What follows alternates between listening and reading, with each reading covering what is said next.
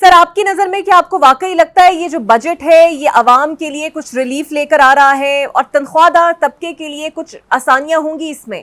بسم اللہ الرحمن الرحیم. دیکھیے جو اعداد شمار ہم نے ابھی تک دیکھے ہیں، آئی ایم ایف نے جو ایسٹیمیٹس پیش کیے ہیں اپنی رپورٹ میں 17 مئی کی رپورٹ میں، اس سے واضح طور پر نظر آ رہا ہے کہ یہ سخت بجٹ ہوگا اور اس میں خرچوں کو بڑھانے کی زیادہ گنجائش نہیں ہوگی، اور اس کے برعکس آپ کے ریونیو میں نمایاں طور پر اضافہ مانگ رہا ہے آئی ایم ایف کے کم از کم آپ 14,300 ارب روپے تک پہنچائیں ایف بی آر کے ریونیو، جبکہ اس سال مشکل سے 11,700 ارب ہوں گے.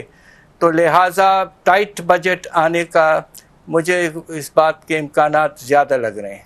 بالکل ٹھیک. اور پچھلے دو بجٹ کی بات کریں سر تو پہلے تو خدشہ یہ تھا کہ ہم ڈیفالٹ ہونے کے دہانے پر ہیں، بٹ اب حکومت دعویٰ کرتی ہے کہ we are out of it, اور حکومت کی سمت جو ہے معیشت کو لے کر وہ درست ہے. آپ کو بھی لگتا ہے ایسے؟ جی ماشاءاللہ، یہ جو سال ختم ہونے والا ہے اس میں ہماری حکومت کی اچھی پرفارمنس رہی ہے اور بجٹ کا خسارہ کافی حد تک کنٹرول کیا گیا.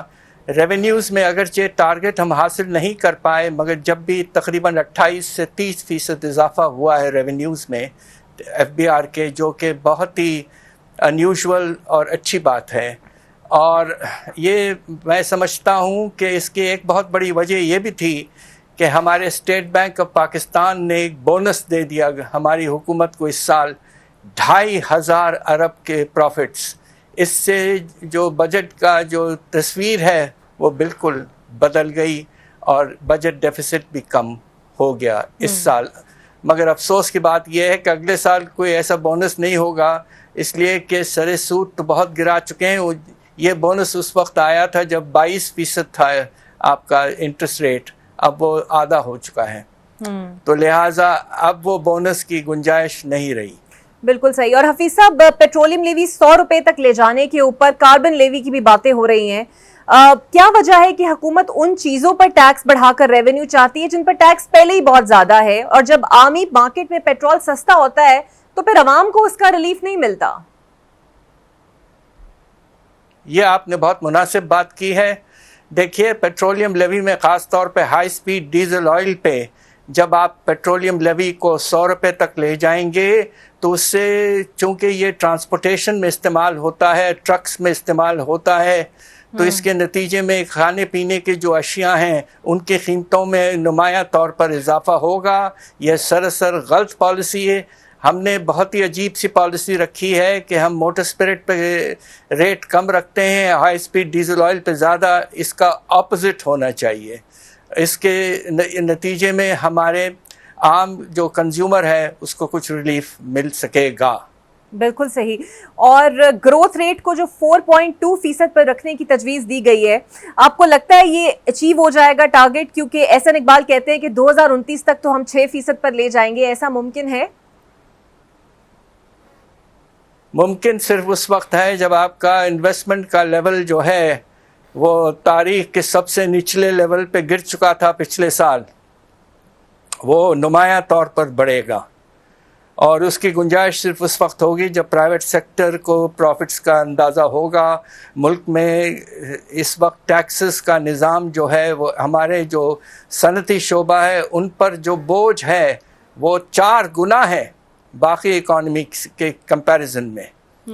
تو اس لحاظ سے آپ دیکھیے پچھلے سال انویسٹمنٹ جو ہوئی آپ کے پرائیویٹ سیکٹر کی صنعتی شعبے میں وہ 25 سال پہلے سے کم رہی ہے.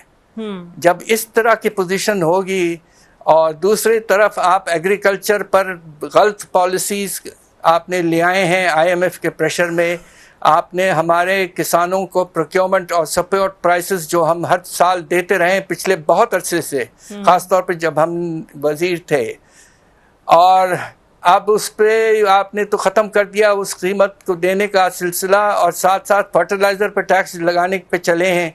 یہ if I can use a very strong word, tantamounts to suicide. یہ نہیں ہونا چاہیے. بالکل ٹھیک. اور زرعی ٹیکس لگانے کی جو بات ہو رہی ہے کہ زرعی خاندانوں کو ٹیکس لانے کی بات تو سمجھ میں آتی ہے، لیکن کسان کیسے سر بیئربل کریں گے؟ ادویات پہلے سے ہی مہنگی ہے، ان پر بھی ٹیکس لگے گا، زرعی آلات مشینری پر بھی ٹیکس لگے گا. اس طرح تو پہلے ہی زراعت کی گروتھ منفی میں جانا شروع ہو گئی ہے، تو مزید شکنجہ کسنے کی ضرورت؟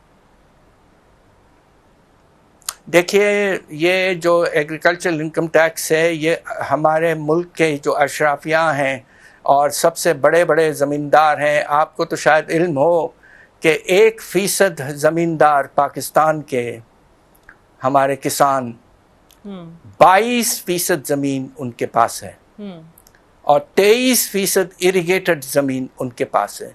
تو ایگریکلچرل انکم ٹیکس کا ٹارگٹ بس یہی طبقہ ہونا چاہیے، اور باقی آپ ایگزمپشن دے دیں 12.5 ایکڑ کی فارم ہاؤس کو، اور صرف یہ جو سب سے بڑے بڑے زمیندار جن کی آمدنی بے تحاشا ہوتی ہے اس پر ٹیکس لگائیں. بالکل ٹھیک ہے. سر ایک آخری سوال، آپ کو لگتا ہے ایسی کون سی چیز ہے جو حکومت اب بھی اس بجٹ میں اگنور کر رہی ہے اور وہ اگنور نہیں ہونی چاہیے؟ 2 چیزیں ہیں.